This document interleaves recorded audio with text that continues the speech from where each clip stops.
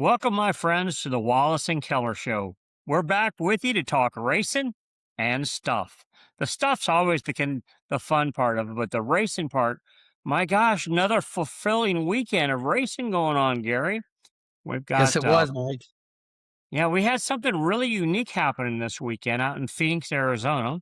We had Indy cars racing on Saturday, Xfinity cars or O'Reilly Auto Parts cars raced on Saturday night. And then the Cup Series racing today. Along with that, we had drag racing down in Gainesville, Florida for the season opener. Man, a lot of stuff happening. Well, it's a racing world. Florida is the racing capital of the world, as you well know. Carolina is not far behind, but with a NASCAR race today, you see all the bang up cars, the wrecks, and they weren't just minor wrecks. It seems like the wrecks that happened today was 4 and 5 wrecks that transpired. And, a lot of cars out of the race. What made me happy about this is Kyle Busch, after everything he'd been through, he finished a strong third, I believe. And another good thing is that the Penske teams, well, actually ended up winning with Ryan Blaney. I mean, the general, I mean, he's phenomenal, and he's a good friend of yours. So, take it from there, Mike. Well, the Penske cars had, let's kind of wrap up their whole weekend. When I say their whole weekend, we'll talk about their IndyCar teams from yesterday. My Joseph New, gosh. you know, and I got to say this about Joseph Newgarden because he's from Nashville, Tennessee. And for some reason, Joseph Newgarden reminds me of some German name or something like that. And you think he's from somewhere else, but he's just a dude that grew up in Nashville, Tennessee. His kicks their butts on the ovals. So the Penske teams won yesterday. They had a big celebration, I understand, a big Penske deal up at his Scottsdale facility last night, celebrating the team and all the Penske's great success. And then here comes Ryan Blaney back today after going to the back 2 or 3 times because of bad pit stops. And it has to be, and Ryan Blaney, I love you, brother. I really do. And you got a really cute wife because I said that because she said she likes that weird mustache you got. Dude, you look strange with that mustache. That is, Telling you that I look forward to the day that that mustache goes away, but that's my evaluation of it, as it is you too. But it's probably just the phase that he's going through. But love creates a lot of crazy shit. Let's go back to Roger Penske for a minute. How smart is this guy strategically? I mean, after the Indy cars won, he flew those guys out to Phoenix right away. And they were there, and they celebrated the win. Of course, they were there, as you well know. I shouldn't say he flew them out, but but what a great weekend. He has included he has included the Indy series along with NASCAR as much as he possibly can to promote both series. How genuinely awesome is that, Mike? well, I think what we really got to look at, Gary, from the Penske platform side of it. Okay. And a lot of people don't know this. Fox Sports, who is doing the NASCAR races live on television, also bought a very large percentage. We talked about it last week just a little bit. Bought a very large percentage, I think almost 50% of the Penske Entertainment Group, which is all IndyCar, the Indianapolis 500. What I was really impressed with today, Eric Shanks, who's the president of Fox Sports, I'm sure he dictated that. We'll call the directors did it. But if you notice, they tied in a lot of the IndyCar drivers from yesterday into the broadcast today. I saw that. They got opinions from IndyCar drivers. Scott McLaughlin, they showed him in SVG trading uniforms and signing uniforms. And they had James Hinchcliffe up in the booth. And you can see, as much as anything, the synergies between Fox, IndyCar, and NASCAR pulling together. I think I made this comment last week. The Sporting News, which is based in St. Louis, Missouri, had a big conference last week. in St. Louis, Missouri. All the players were in St. Louis, and I'd heard the way, and I'll phrase it my own way, that Eric Shanks told NASCAR, "You need to get your crap together. So let's get on the same page. Let's get going here because we all need to make things better." And wow, I'm seeing a big difference in just the way the broadcasts are being talked about, generating the enthusiasm of cross promoting's going on right now. Well, I think, Mike, it has to at this point in time because, you got Formula One trying to invade this country. You got Austin, you got Miami, you got Vegas, and the list goes on and on. And if NASCAR and Indy Series don't unite, I mean, there could be trouble in the country with racing. I mean, don't get me wrong, I love Formula One. I love the competition level of that. It's a different kind of racing, as you and I well know. Racing, but I still love the fact that NASCAR is turn left and India is a little bit of conglomeration, both included. So, it's time that they do that. So between Fox Sports, Roger Pinsky, let's hope that they make that happen. And I think there's room for all three, don't you? Well, first of all, yes, sir. There's plenty of room, and but it's nice to see him cross promoting. It's cool to see an IndyCar race on Saturday and a stock car race on Sunday and a stock car race last Saturday or, last night at the same racetrack.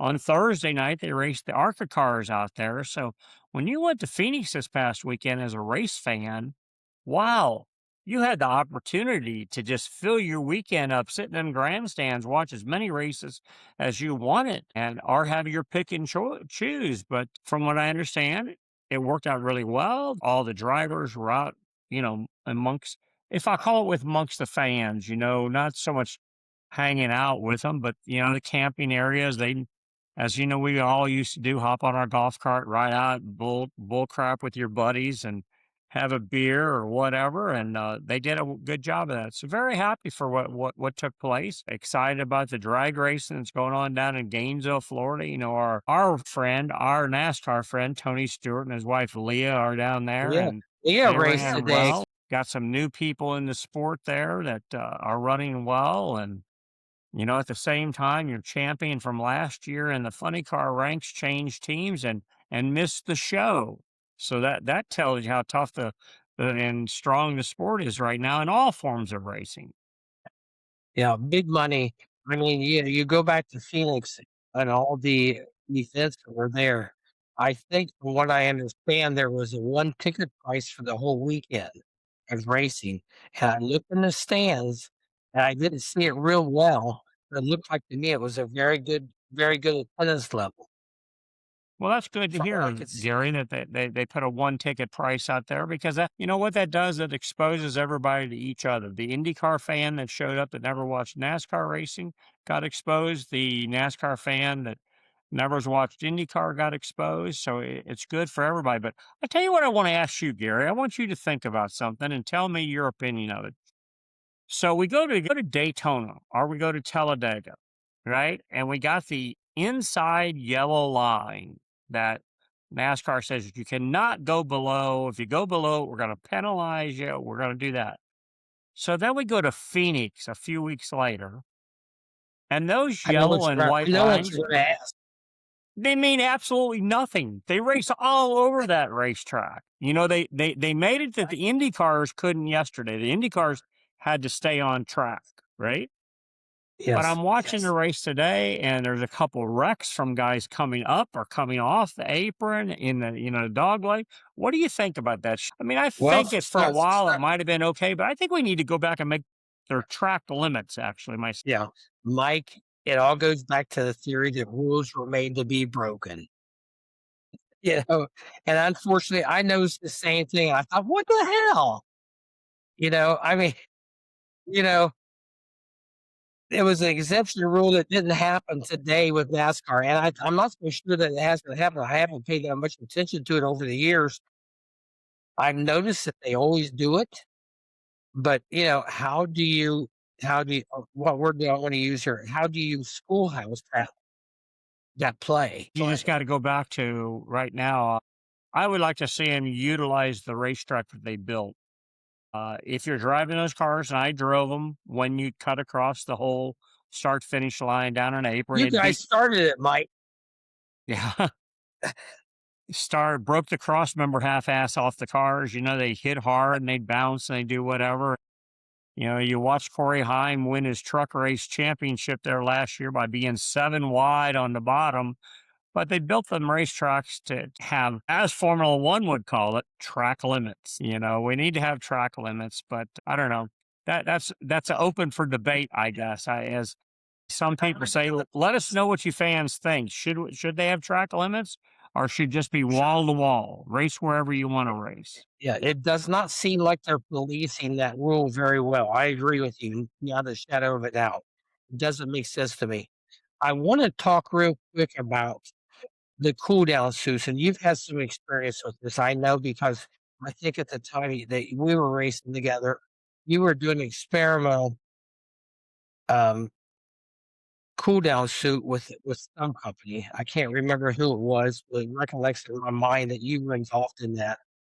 And they're probably about right now 85% accurate. I don't know how they were today, but you had Chase Elliott this week, you had Adrian and there are several other drivers that complained about it. And I guess the hot air comes across into the cab through the A post, and it makes things very difficult if that altitude is not working. Actually or explain it a little bit. Well, first of all, we got to go back and look at the cars. The cars are incredibly, incredibly hot. This new quote, latest, greatest car. Gen 7. They were so hot when they first started them last year that if you notice, they have holes, rectangular holes cut in the upper middle of the windshield that lets air blow in the car. That's how hot they are. They said, we got to do something. And right where you see the driver's names on the windshield, they cut a hole in them to try to get them in. The exhaust pipes are weird. Everything about it was wrong. And they've been trying to put a big Band-Aid on it. There's a unit called the REMI, REMI. That's the cool suit that everybody's using now. It's a shirt with a gel in it that hooks to the unit called a REMI. The thing's like $7,000 or $8,000 for the cooler. And Gary, I swear the cooler is not 6 inches wide, 3 inches thick, 4 inches tall. It's a little bit like, it's like that right there. And it mounts in the car, it runs off a 12 volt. And as long as, everything stays working, it runs cool air over you. But I don't know. I just can't understand why when they built these cars, they didn't take into consideration. And they claim they all say, we took everything into consideration. No, you didn't. No, you No, didn't. it You, couldn't you, couldn't you they put the could not exhaust have pipes in a weird place and you made the cars with a real weird interior in them. And so driver discomfort for sure. like you said, they could not cover all the bases. There's no way that they possibly could. I see a lot of positives in this Gen 7 car, as I know you do too. Maybe we got spoiled with the cars that we ran for all those years. Of course, they were cup hand-me-downs at that point in time. But I look at this Gen 7 car, and today was a classic example that you think that the resiliency of these cars, they talked about how resilient that they were. Today, they weren't very resilient. Yeah. What do you think? They got flaws in them cars, right? The one thing now let's give them a kudos on one thing. Okay. Okay. Ryan Blaney, even though he started towards the front of the field, but he had 2 pit road penalties that put him to the back of the field. Correct. Ryan Blaney was able to pass 48 or 49 cars a day on his way to a win. 38th place at one time. Yeah. So what I'm saying by that and what I mean by that is the cars are raceable. They do have, we've been complaining last year. Drivers are complaining you can't race the car. The aero's all screwed up on it, this, that. Well, they threw that out the window today.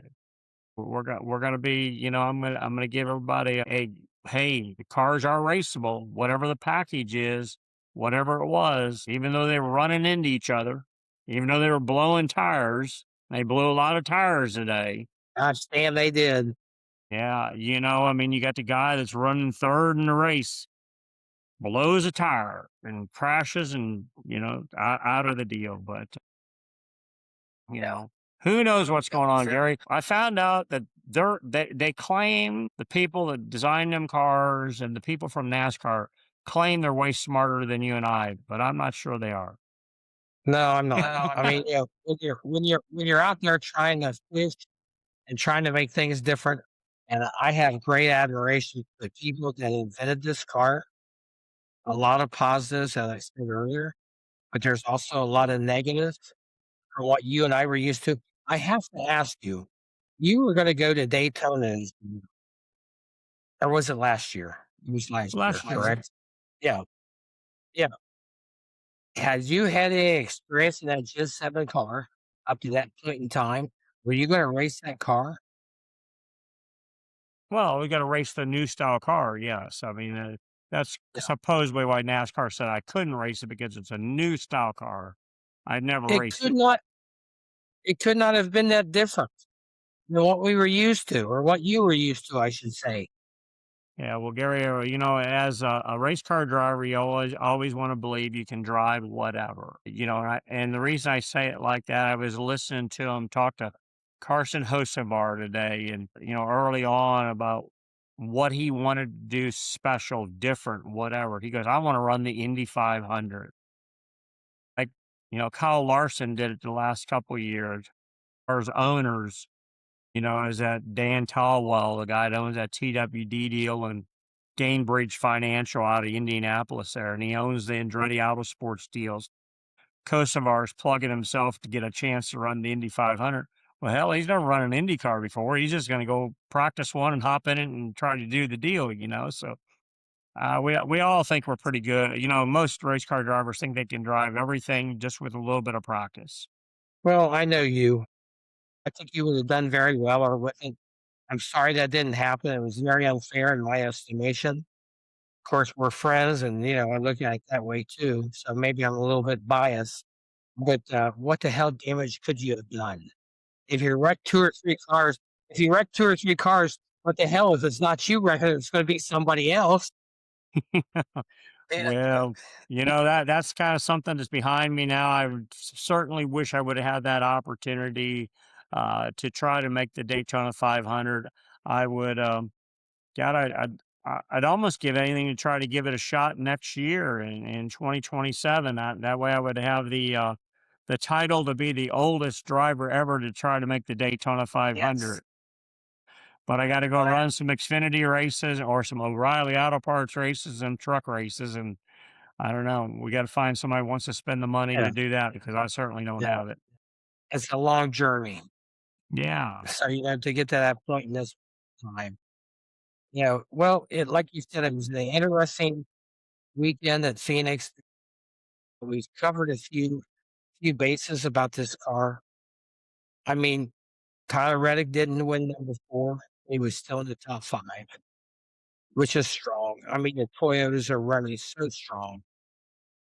Yeah, it appeared the Toyotas actually dominated the race today. If I got my facts right, I think Christopher Bell led the most laps with like 180 laps or somewhere close to that number. I don't ever want to be exact because then nobody can tell me I was wrong. If I give a disclaimer that I don't know exactly, that way I'm always kind of on the right side of things. Hey, let me tell you something, Gary, to get off of the NASCAR race today, but to stay on the racing world. My daughter Chrissy told me last night that it's official. This year, she's gonna drive for Jeremy Mayfield again in that Busch Grand National Super Series. So We they made that agreement. They're gonna run next number of races with that. So and that's gonna be fun. I ordered a motor. Believe it or not, I ordered a motor for my super late model. and my Pro late model. The Super's got a motor in it, but I ordered a new motor from Dale Francis for my Pro late model because I think I'm going to go run some races this year. I think you should. I think the I haven't told you resurgence. yet that Gary Keller's a major sponsor of it yet, but we'll Yeah, let him know when time comes. that's okay. I think the resurgence. We'll talk about that, but I think the resurgence of Mike Wallace is great. I do think that there is. I don't want to use a resurgence with Christy, and you know how I've always thought of that Christy. I think Christy's a very attractive lady. Okay, for some reason, Danica Patrick, all the accolades. But in my estimation, if you'd have put Christy Wallace and you'd have put Danica Patrick for about 4 or 5 weeks in the same car, there's no doubt in my mind that Christy probably would have ran as well, if not better, than Danica. But it was all about looks. It was all about marketing with Big Daddy, as you and I well know. So I think that's great that she's hooking up with Jeremy Mayfield again. I was going to ask you about Jeremy. I don't know enough about if NASCAR screwed him or not, or if they just wanted him out. But gosh damn, he was one hell of a driver at one time, wasn't he, Mike? Yeah, and he still is a really good driver. You know, he won the Busch Grand National Super Series Championship last year himself. He's I think Jeremy was being used as a scapegoat back in that day. I think they needed an example to be made, and Jeremy didn't want to be made the example of. I talked to him long and hard about that. The only difference is he tried to battle NASCAR and he didn't have enough money to battle him. They broke him. You know, literally Yeah. broke him. He's actively racing the Busch Grand National or the Busch Super Series. He's going to run that new IHRA Stock Car Series this year also. He's very knowledgeable, looks good. What I mean, looks good, presentable, clean. He helped Chrissy a lot last year. I like Jeremy personally. He explained to me, what he felt went on over those period of years. And as he said, I wish I had it all to do over again. He wouldn't have challenged NASCAR. He would have did the AJ Allmendinger deal. And, they all got on the same thing. They all got, took that Adderall for mind focus. And that's what AJ did. But he just did the 30-day class and got back into a race car and went racing again. And Yeah. Yeah. It was totally a shame. You know, not all is fair in love and war. yeah, but hey, Those now three. listen to this. I'm going to throw another deal at you, Gary, that I found today that I thought was rather unique. Do you know out of the 15, top 15 social media, we'll call it stars of NASCAR racing, the first two are women, and 5 of the 15 are women that run the Truck Series or the ARCA Series? It's not even a full-time NASCAR Cup driver that's the number one social media follower. Seriously. Serious. Tony What's that? Breininger, that young lady by the name Yeah. of What's Tony her name? Breininger, is the leader of social media follows. That was weird, but I just seen that popped up today, and that's what I was looking for. I thought I took a screenshot of it earlier, but can you believe that? She's not a Cup And, driver, but she's got a bigger social yeah. media following than anybody in the NASCAR Cup Series. Well, when the hell did she start? When YouTube was invented? If she had to start several years ago for that to transpire. She's been racing for a couple of years. She's been running the ARCA series as she ran the Truck Series. She's become very vocal as of recent. She came out very much and said how hard it is to NASCAR race, how she's got to raise her own money, how she goes out and does speaking engagements. She's very intelligent talking when you hear her, but she's also a Victoria's Secret model. So Yeah. that's not a bad gig, but she is the biggest social media star that NASCAR has. Wow. Is she as big as Kenny? Active drivers. I don't really know where Kenny fits into her deal, but like I said, I thought I took the screenshot of it earlier. It's out there. Look for it. There's a list of 15 drivers in the NASCAR world, and 5 of them are women. Who else? Tell me. Haley Deegan is in there. I think the Really? top male driver of NASCAR is Bubba Wallace. Of course. He's 3rd or 4th or something like that. And I don't want to repeat them because I got them screwed up. Like I said, I thought I took a screenshot because I thought, "Oh my gosh, look at this." Yeah. Your main drivers are not even your main social media stars in Well, NASCAR. the way I see it, Mike, is we have hope. We If have Haley Diggin if Haley Diggin and Bubba, I think we have hope. Maybe I'm cautiously optimistic here, I don't know. So what Yeah, else is let's happening in the talk world, this week, Gary? What have you been doing? What's been happening in Gary Keller's well, world? Gary Keller's world. I mean, I'm very political. Doris and I sit around, we watch the news a lot. That's a big part of our DNA. I mean, I look at what's happened with the war in Iran, and I think about what's happened here on the home front. As you well know, your girlfriend and mine, Christy Nolan, who is absolutely stunning, and I think a very intelligent woman is probably asked. But then I start to wonder if accused of. Unfortunately, he was abandoned by Donald Trump for her, you know, the DDS category. So, she was fired for that. Although today, Trump did give her a shout out. So I think they're very close. I think he's trying to cover her ass somewhat, but it was a shame how that all happened. Tell me from a political standpoint how you feel about that, Mike.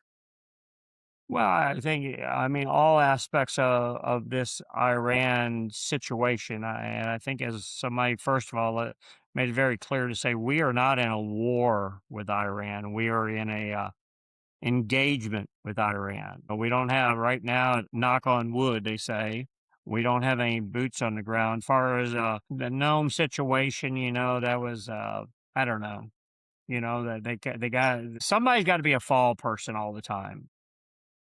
As much as Christy Nome is a great, great governor of South Dakota. I met her when she was in South Dakota as a governor. She's a really attractive young lady. She's very smart, and I think she did a really good job at DHS. I think we had this political battle up in Minnesota, which is as corrupt as the corrupt gets. It's as much fraud as fraud can ask for. There was two people that challenged, our border patrol and DHS officials, and that old story, F around and find out, happened to them. Yeah. But she's kind of had to take a fall, and then they asked her about some other things. They dug out in her personal life a little bit, and she didn't want to answer a few questions, and it made it sound like, a few things. Then she Right. had a big ad, a $200 million television ad buy that I thought was a good ad. I really did. I didn't think no big deal of it. And then those Congress people that hate her because she's part of the Trump program started beating up on her.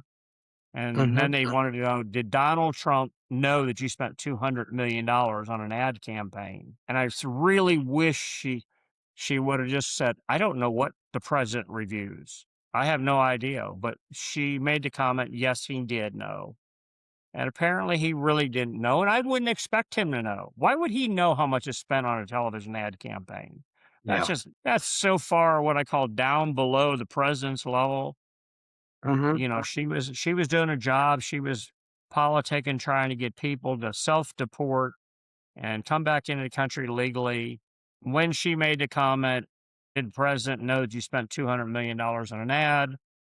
President then was confronted and says, no, I didn't. So he had to make changes. He's got a position for in our new Western Hemisphere. I know that you pay attention to politics way more than I do, Gary, but I noticed here recently Western Hemisphere has become a new word.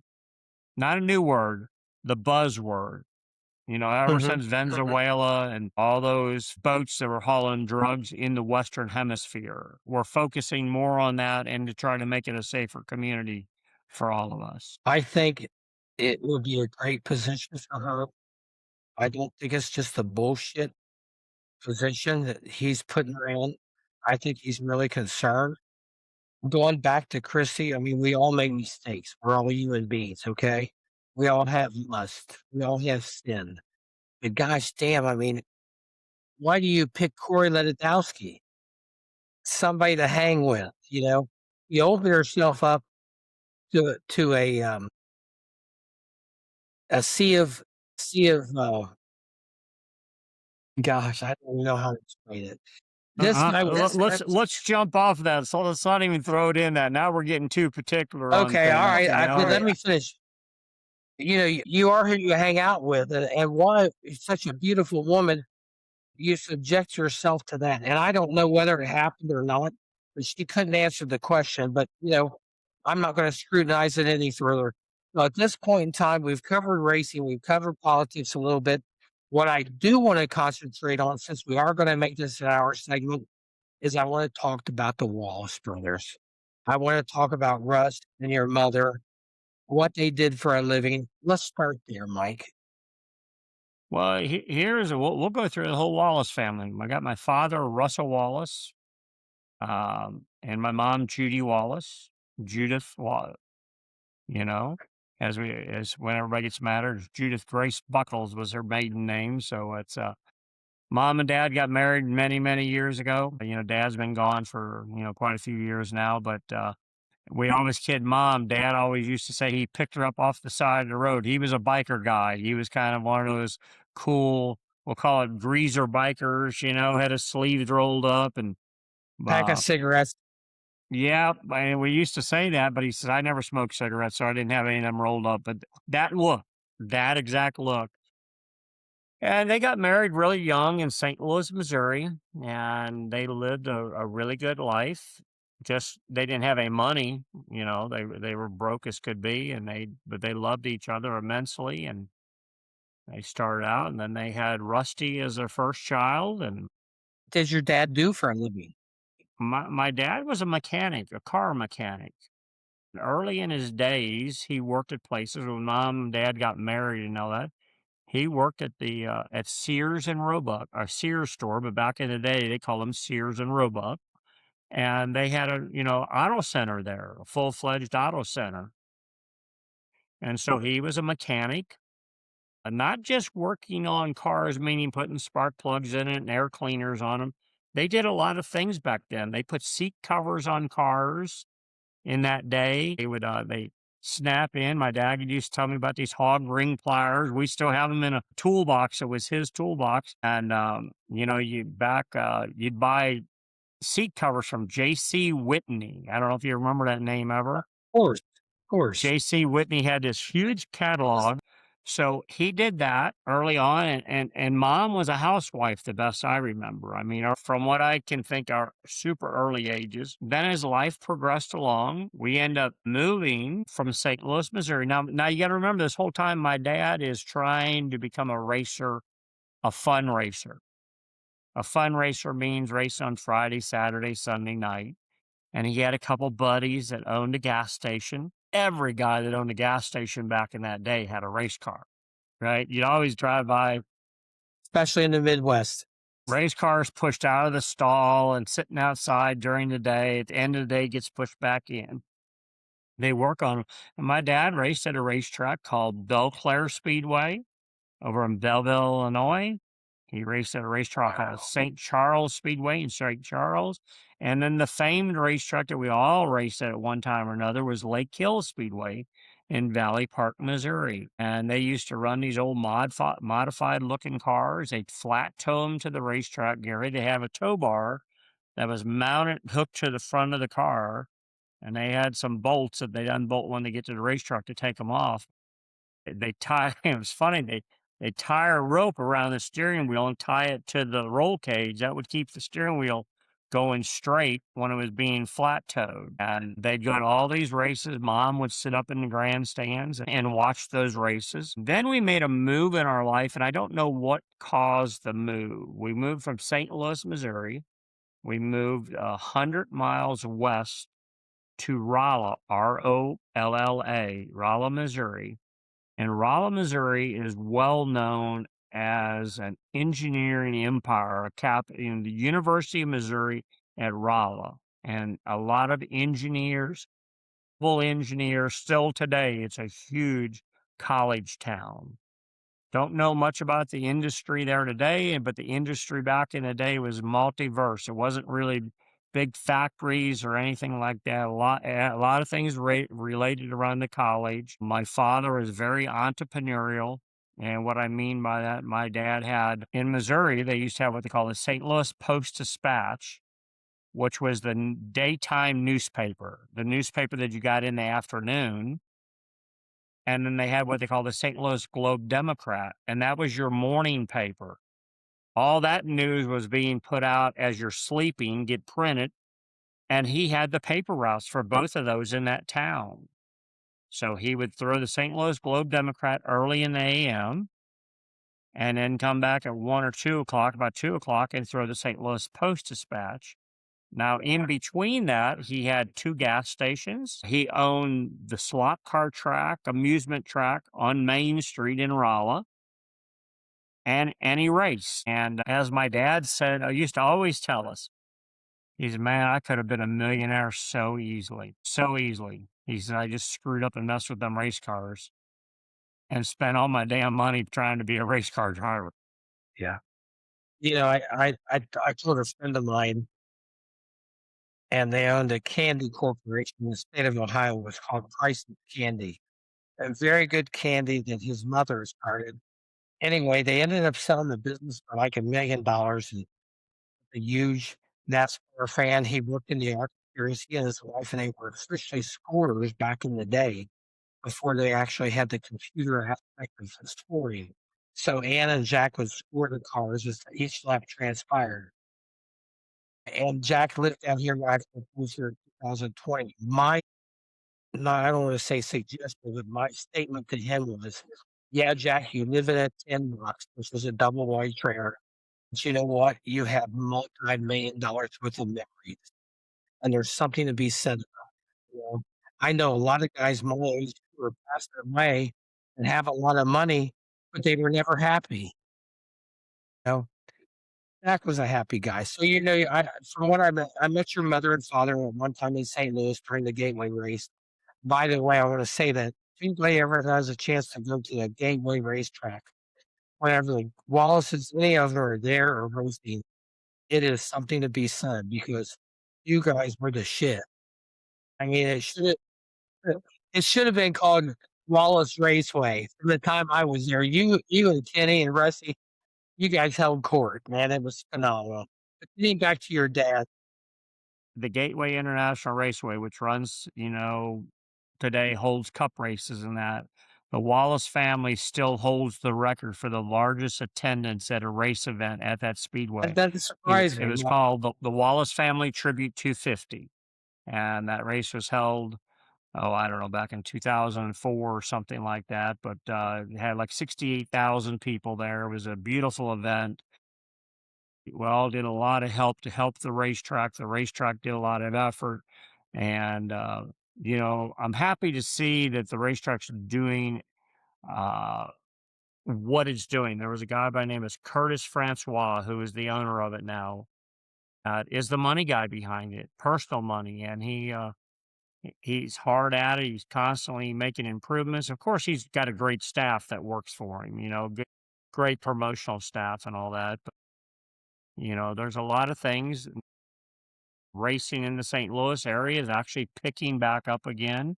That little racetrack we talked about, Belleville, which was a fairgrounds racetrack, got closed up for years. They're rebuilding its build. A brand new racetrack's being built just a few miles from there, a little dirt track, a little fifth mile. But, getting back to the Wallace family, I've talked about we lived in Rolla, Missouri. And by that time, all of us were born. We were all living down there. We were piddling with the races.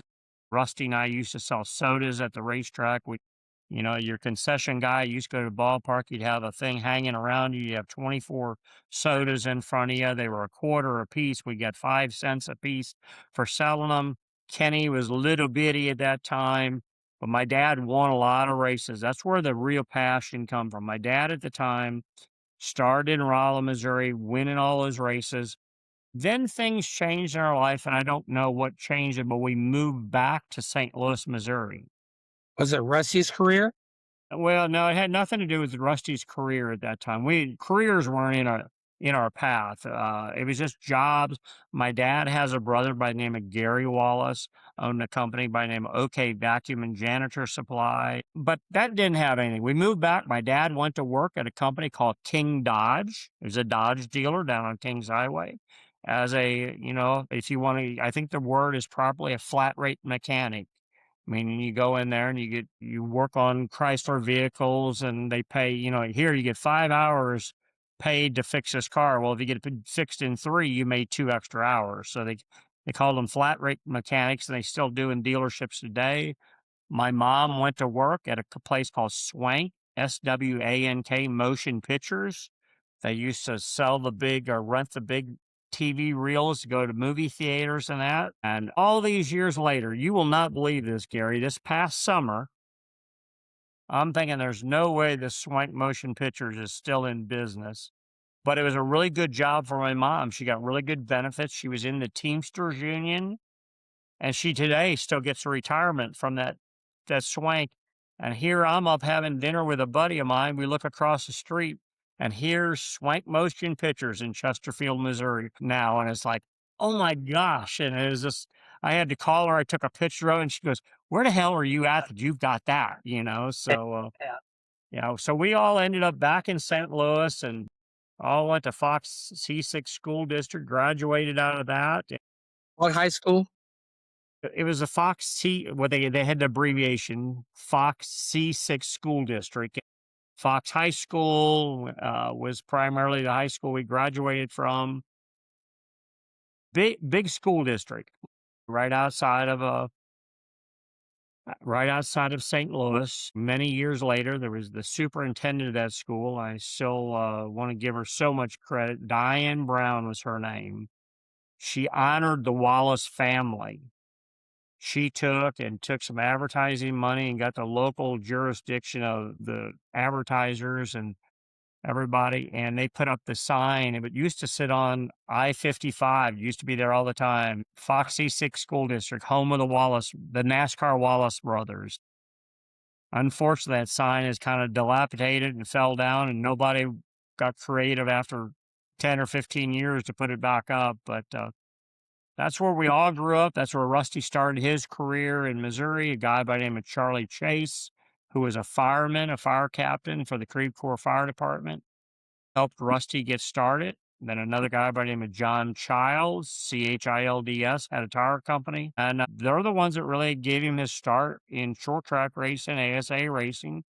And he won the ASA championship. And then Cliff Stewart, Spectrum Furniture down here in Timmonsville, North Carolina, gave Rusty his first shot to be a NASCAR star. And of course, Don Miller, who worked for Roger Penske, go back to Roger Penske days. Don worked for Roger, and he's the one that opened the door for Rusty to get his opportunity to get a shot with But you Roger. know, the ASA back in that day was golden. I mean, those guys were racers. My gosh, Gary, that was the ultimate racing series. And ASA stood for the American Speed Association. A guy by the name of Rex Robbins was the promoter and owner of that series. And I didn't run the series. I went with Rusty to a lot of races, but I dirt raced a lot. But I mean, you think about off the top, and I'm just rattling some names off the top of my head. You had Rusty Wallace, you had Alan Quickie, you had Mark Martin, you had Bob Seneca, you had Mike Eddy, you had Dick Trickle. I mean, just these hero names, like hero legendary names. The list goes on and on. Yeah, and man, I'm gonna tell you what, you talking about a badass race on a Sunday afternoon or a Saturday night in the Midwest, the ASA cars did it. The And the ASA seats were car filled. series that's out there today is a byproduct of that. You know what's here? Let me tell you something you won't know.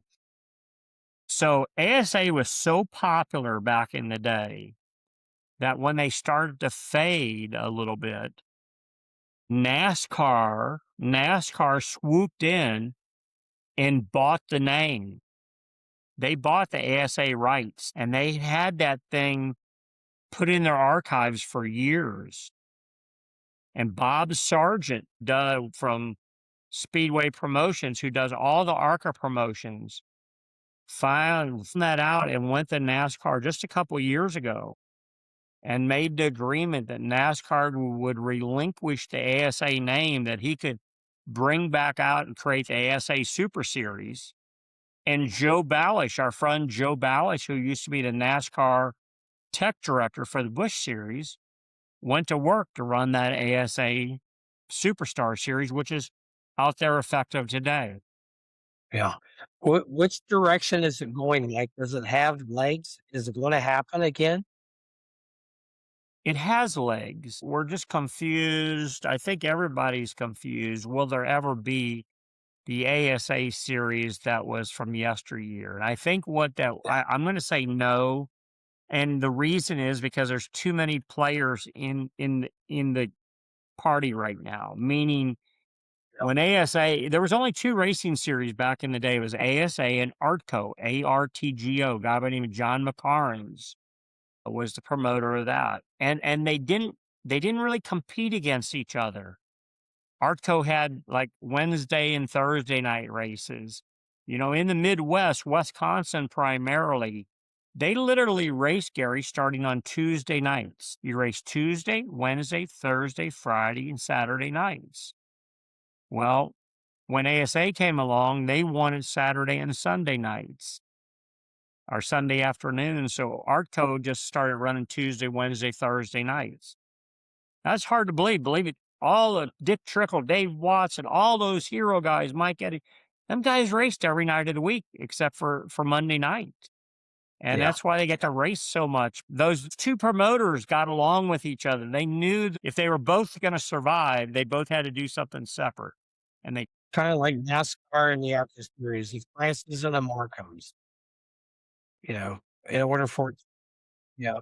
But those were great glory days for the SA series. And maybe once in a lifetime, I hope that it comes back, finds a way to make the turn, because there's nothing more gratifying to see a blast from the past. So getting back to, we all know about Rusty's career. So tell me about you and Kenny, where that all fit in.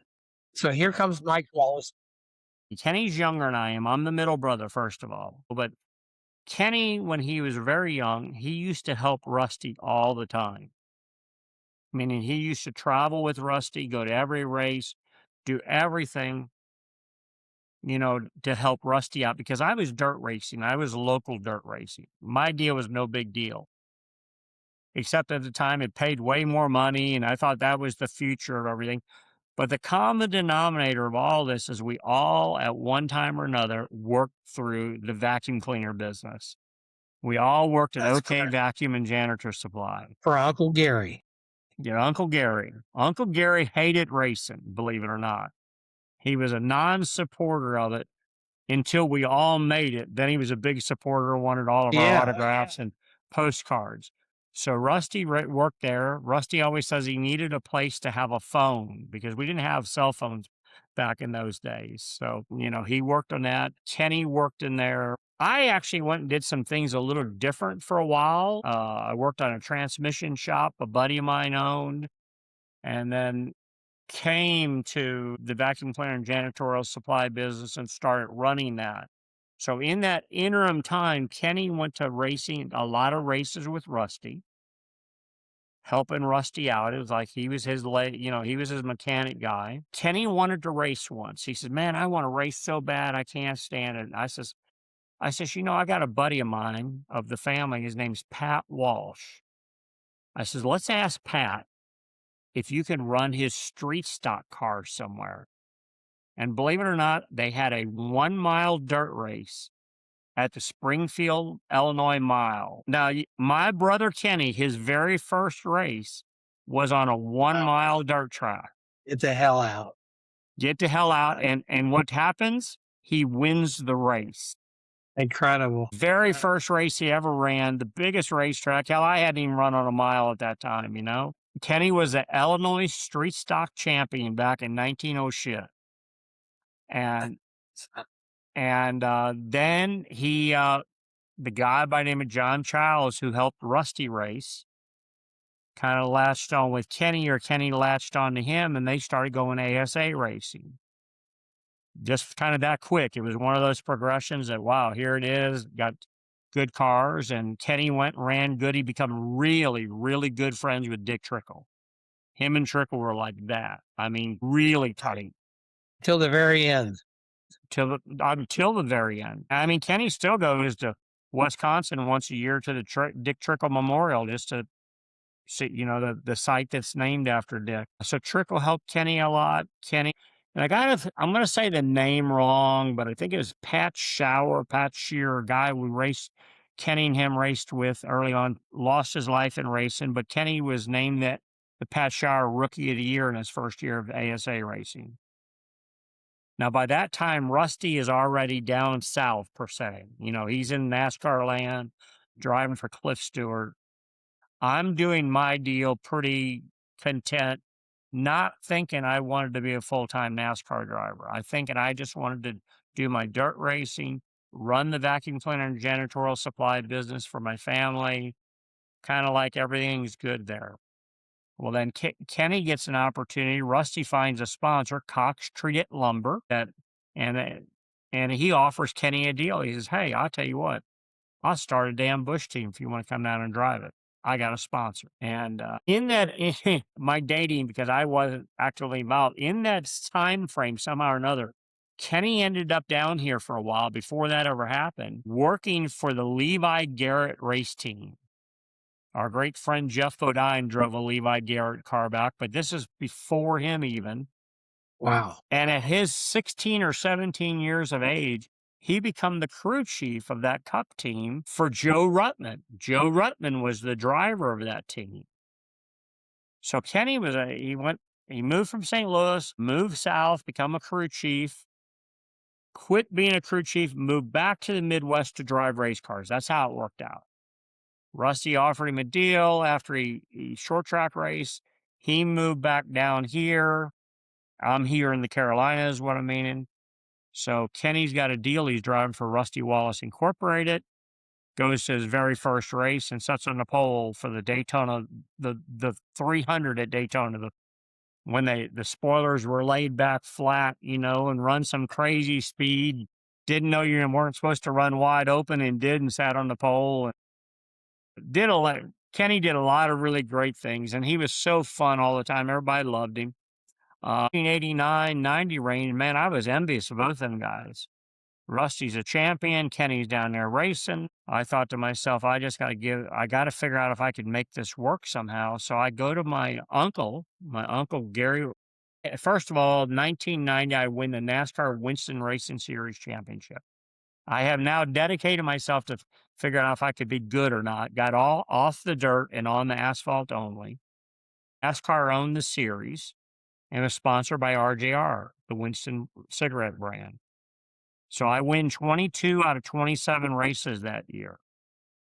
I run second once, fifth or whatever, but just had this incredible year, won this championship, and I get a call from Highline Racing, which used to be Ted Conders and Felix Sabatas and Bobby Hillen. Those were the three owners of that team. They offered me an opportunity to go run a race for them. I went to Lanier, Georgia, and I finished third. My very first Busch Series race. And there was a guy by the name of David Green that won the race. Okay. I'm trying to be funny when I'm saying it this way. And some other kid by the name of Jeff Gordon ran second. Yeah. And I run third. Hate to say they had a little bit better careers than I had, but the end result, after that happened, I got offered another opportunity to race some more for Ted Conder. And I went back home and I talked to my uncle, Gary Wallace. I says, Gary, you've got to help me. This is just a dream now and a passion that I have that I want to be a race car driver. I says, you always tell me how we need to quit racing and focus on this business and blah, blah, blah. I said, I'm going to make you the most incredible deal ever. I says, I want to take off work for 6 months, but I want to have a job in case something goes wrong. I want to be able to come back. I want to try to go down there and see if I can be like my brothers and have a career racing. Or if that falls apart, I'm going to come back and I'm going to quit racing all types of racing and dedicate myself to your business. You own the business, but I'm going to make it a bigger deal of what it's ever been. Now you got to understand, my uncle had taken off 1 full year before this to build a new house. Never came in. I ran the business for him. He made more money than he ever had that year and never showed up. And I asked him to give me that grace period. And he looked at me and goes, "No." I said, "What do you mean, Yeah. no?" He goes, "No, I'm not going to leave you off work for 6 months. I'm not going to do that. You're going to focus here, or you're just." I said, and it was just, and my wife Carla we'd already talked. She already prepared me that if I wanted to go racing, she was supportive of me. And I looked at my uncle in the face and I said, I really cannot believe you're saying that to me, especially after you've been gone and showed back up. I says, I guess I'm going to have to be just a regular employee now from somebody who's running this company for you. I'm going to give you a 2 week notice now. Good for you. I'm quitting in 2 weeks and I'm going to go try to live this dream. And I guess you made it that I don't have a chance to come back.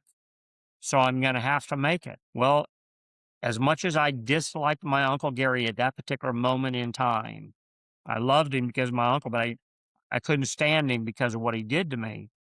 It ended up being God sent because 6 months later, my career was tanked. It was shit. It didn't do nothing. I was without a ride, didn't have a ride in line. Nothing happened. The deal with Ted Conder's team closed up. They didn't have nothing.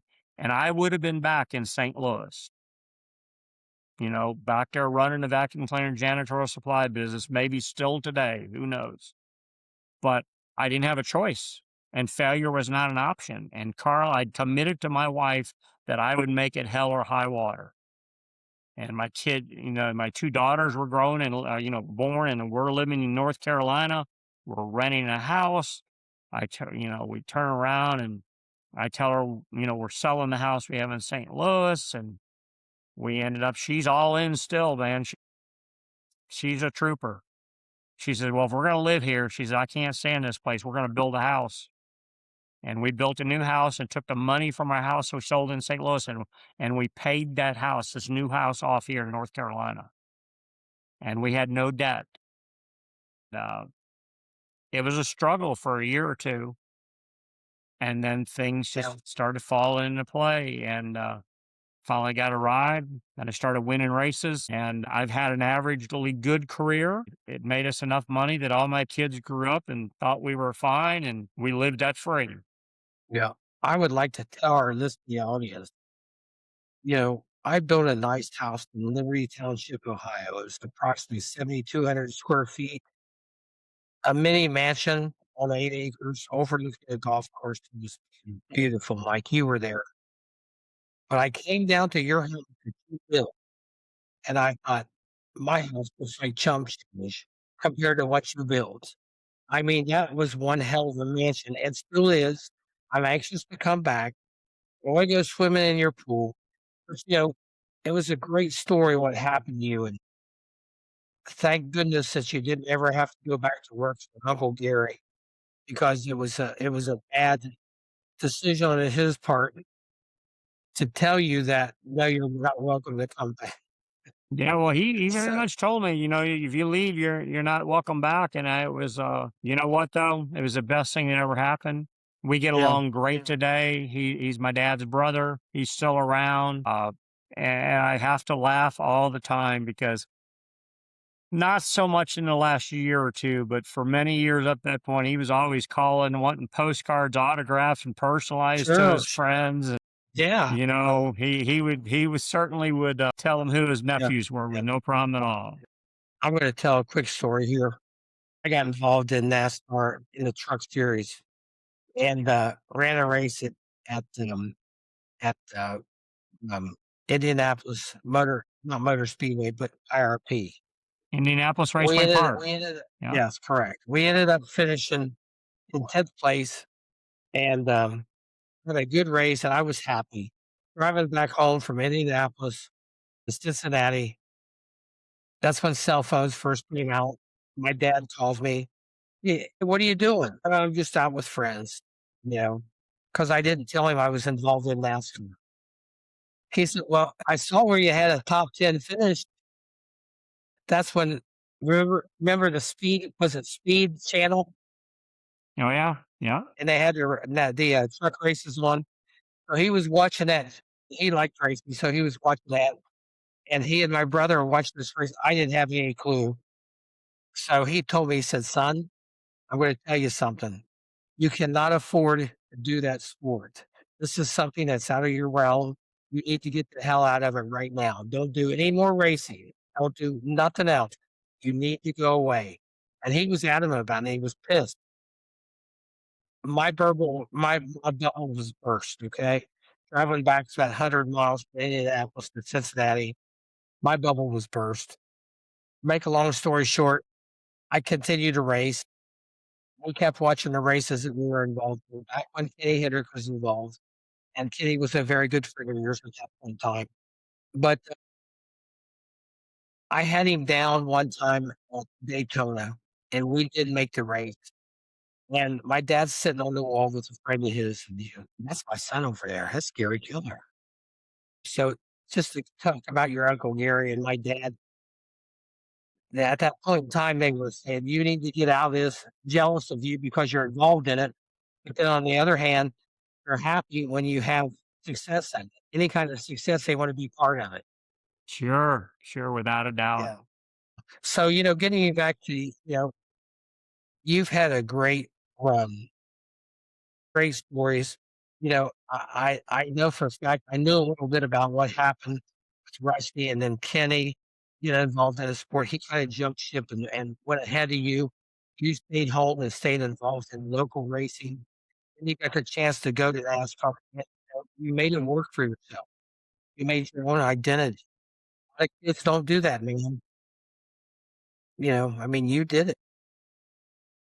We're happy now. It was definitely a struggle. There was a lot of challenges along the way. There was a lot of great high moments. There's a lot of low moments, but my kids and I talk about it, today. Even just, I mean, recently, about the sport. The only thing that's changed in our life that I wish I wish Carla was still here. She passed away 2 years ago with a battle with cancer, but we would have so much fun today because we positioned ourselves to go travel, have fun, do a few different things, got grandkids. My family is doing well. They all, nobody's starving. Everybody's got a nice house they live in. We live 3 miles apart from each other. And we literally live the ultimate family life. And I had a friend of mine tell me yesterday, he goes, "I'm jealous of you, man." He says, "You got it going on." Yeah. I gotta tell you, if our listening audience is out there, if you ever get a chance to go to the Mike Wallace mansion or go by it, it's well worth it. Ah, stop it, It's Gary. it's something to see, I'm telling you. And we had Let's just get all our friends to listen to the Wallace and Keller show, and that'd be rewarding enough. We'll keep yeah, telling them it will. stories. Yeah. Well, we got a lot of stories to tell. Mike, thank you. I mean, this has been enjoyable. And there's more to the Wallace family than even what we touched on here. And there's more to talk about, and we'll get around to it. Because we're still talking about racing, we're still talking about stuff. We got a lot to talk about. We got a lot to say. We will continue to talk, Gary. Every Yeah, week is something different, and there's yeah, for different things sure. we do on a weekly basis that we're going to make everybody aware of. And Yeah. I'm excited. Totally different from the race world. Next week, okay, you ready? Yes. It's my birthday next week, so Tuesday's my Right. birthday. Thursday, then I'm going down towards the Jacksonville, Florida, Pont Buena Vista, whatever. I keep telling you that. I don't know the name of it, but I'm going to the Sawgrass, TPC Sawgrass Golf Tournament, which is a PGA event, spending 3 days down there. So I'm going to have a fun time next week. But You we'll are. talk again next weekend. You bet we will. Have a good week, Mike. Thank you. All Appreciate. right, I love Gary. you. Everybody tune in. Take care. Thank you, ladies and gentlemen. We'll see you next week. Safe travels, Mike. Thank you, Gary. See you. Good night.